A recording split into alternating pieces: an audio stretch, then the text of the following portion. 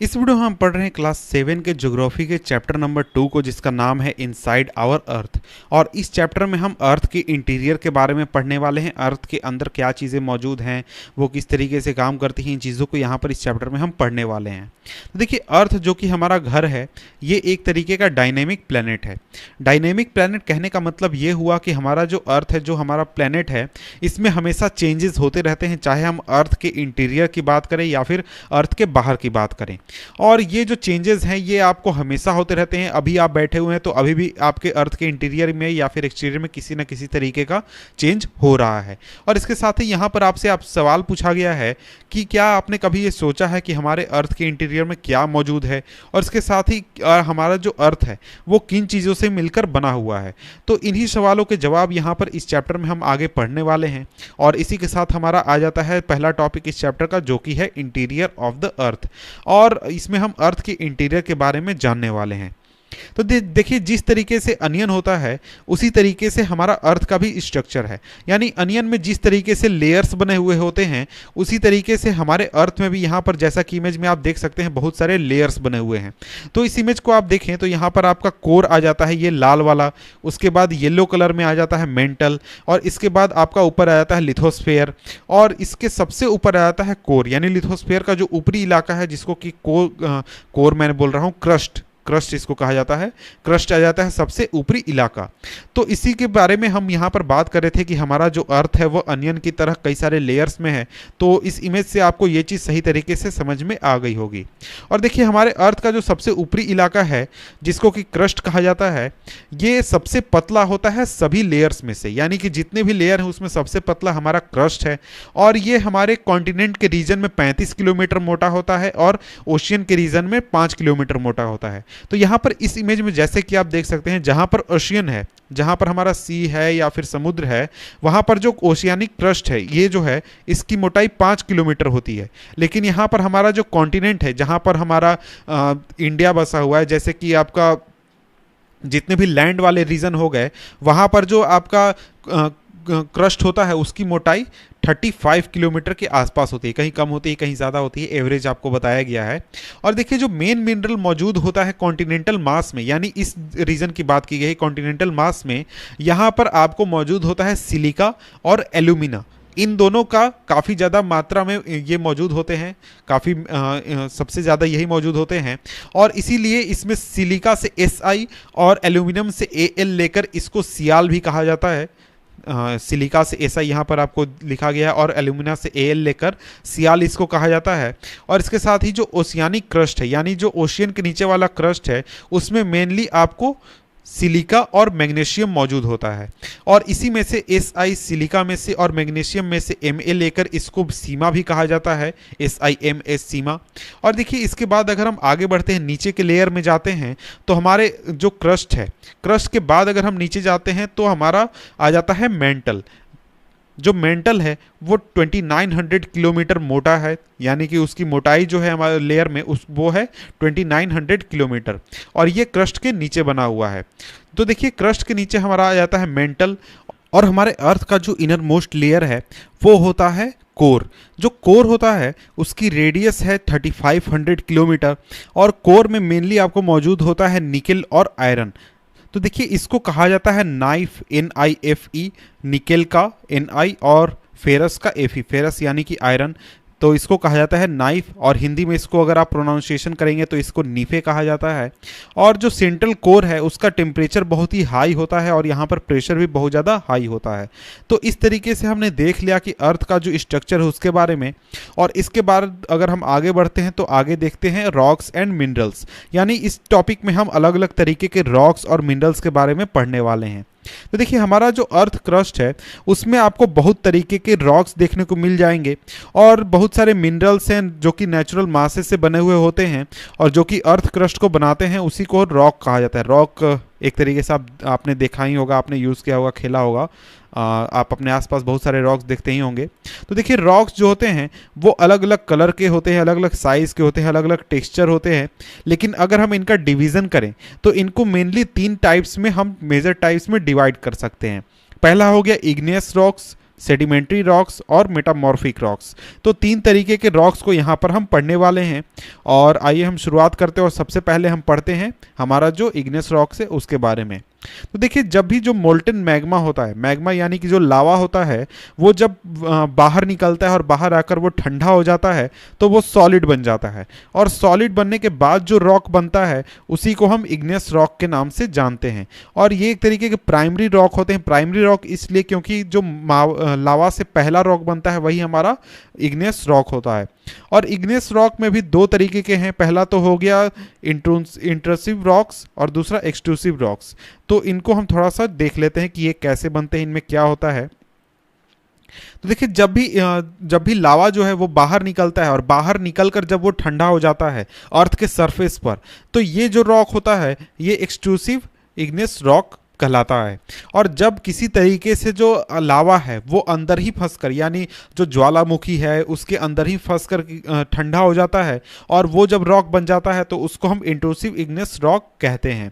तो देखिए, इसको अगर मैं आपको इमेज के जरिए समझाऊं तो आपके लिए ज़्यादा आसानी होगा इस चीज़ को समझना। तो यहाँ पर जैसे कि आप देख सकते हैं, एक मैग्मा चेम्बर है, एक वोल्केनो है जिससे बाहर निकल रहा है लावा। और ये लावा देखिए यहाँ पर इस रीजन में जब बाहर निकल कर ठंडा हो रहा है तो ये हमारा हो गया एक्सट्रूसिव इग्नेस रॉक। लेकिन ये किसी तरीके से अंदर फंस जा रहा है ये लावा और यहां पर ये ठंडा हो जा रहा है और रॉक बन जा रहा है, तो ये हमारा हो गया इंट्रूसिव इग्नेस रॉक्स। तो इस तरीके से आप देख सकते हैं कि जो हमारा इग्नेस रॉक्स होते हैं वो 2 तरीके के होते हैं, 2 काइंड के होते हैं। तो इसके बाद अगर हम आगे बढ़ें तो यहाँ पर आगे इसको पढ़ते हैं और इसमें आगे यहाँ पर बताया गया है कि जो ये ग्रेनाइट है ये एक एग्जाम्पल है इस तरीके के रॉक का। और इसके साथ ही जो ग्राइंडिंग स्टोन हम यूज़ करते हैं, यानी कि जो मिल्स में आटा पीसने के लिए या फिर स्पाइसेस पीसने के लिए जो स्टोन यूज़ किया जाता है वो ग्रेनाइट का ही बना हुआ होता है। और इसके बाद आइए अब हम आगे बढ़ते हैं और पढ़ते हैं हम अपना नेक्स्ट रॉक का टाइप जो कि है सेडिमेंट्री रॉक्स। तो देखिए, पहला रॉक तो बन गया, हमारा इग्नेस रॉक बन गया। लेकिन ये जो रॉक्स होते हैं ये रोल डाउन करते हैं, क्रैक करते हैं, एक दूसरे से टकराते हैं और धीरे धीरे ये ब्रेक करते हैं, स्मॉल फ्रैगमेंट्स बन जाते हैं, छोटे छोटे टुकड़े बन जाते हैं। और जिनको कि ये जो छोटे टुकड़े होते हैं इनको हम सेडिमेंट्स कहते हैं। और ये जो सेडिमेंट्स होते हैं इनको ट्रांसपोर्ट किया जाता है या फिर डिपॉजिट किया जाता है विंड, वाटर, इन सभी चीज़ों के ज़रिए। और ये धीरे धीरे सेडिमेंट जो होते हैं वो जमा होते हैं एक जगह और प्रेशर की वजह से, चाहे वो पानी का प्रेशर हो या फिर किसी और तरीके से प्रेशर की वजह से वो कंप्रेस होते हैं और धीरे धीरे हार्ड हो जाते हैं और ये लेयर्स, रॉक के लेयर्स में बन जाते हैं। और इस तरीके के जो रॉक्स होते हैं उनको सेडिमेंट्री रॉक्स कहा जाता है। तो देखिए, सेडिमेंट्री रॉक्स का मैं आपको एग्जाम्पल दिखाता हूँ यहाँ पर इमेज के जरिए आपको। तो ये जो रॉक आप यहाँ पर देख रहे हैं ये एक तरीके का सेडिमेंट्री रॉक है।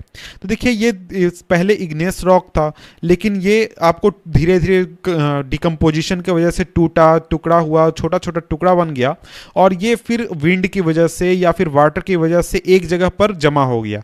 और इस पर जब प्रेशर बना, प्रेशर की वजह से या फिर टेम्परेचर की वजह से ये कंप्रेस हुआ या फिर आपको हार्ड हो गया।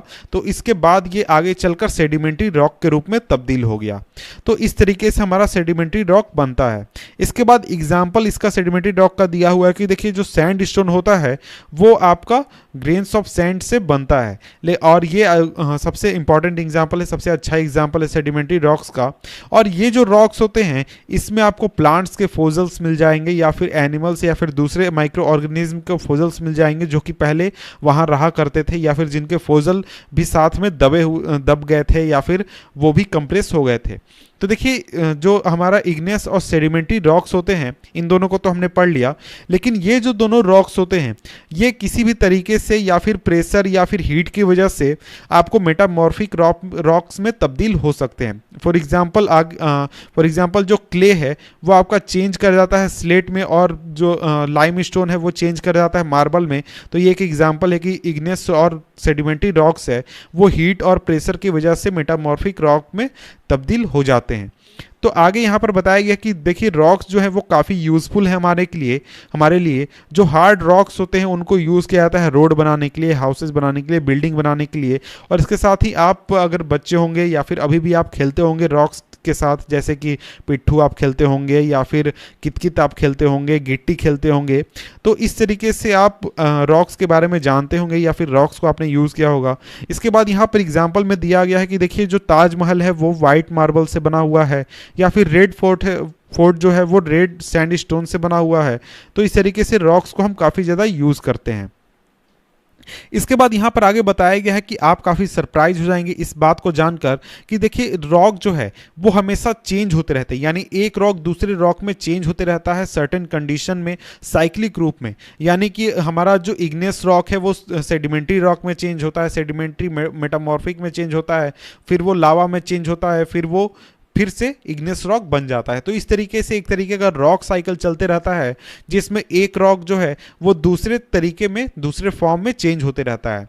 और इसके बाद आपने पहले ही पढ़ लिया कि जब मोल्टेन जो लावा है या फिर मैग्मा है वो ठंडा होता है तो वो इग्नेस रॉक बन जाता है, और जब इग्नेस रॉक टूट जाता है, ब्रेक हो जाता है स्मॉल पार्टिकल में, उसके बाद डिकम्पोज होकर या फिर डिपोजिट होकर सेडिमेंट्री रॉक में तब्दील हो जाता है। और जब इग्नेस और सेडिमेंट्री रॉक में जब हीट और प्रेशर दिया जाता है या फिर किसी भी तरीके से उनको हीट और प्रेशर मिलता है तो वो मेटामॉर्फिक रॉक्स में तब्दील हो जाते हैं।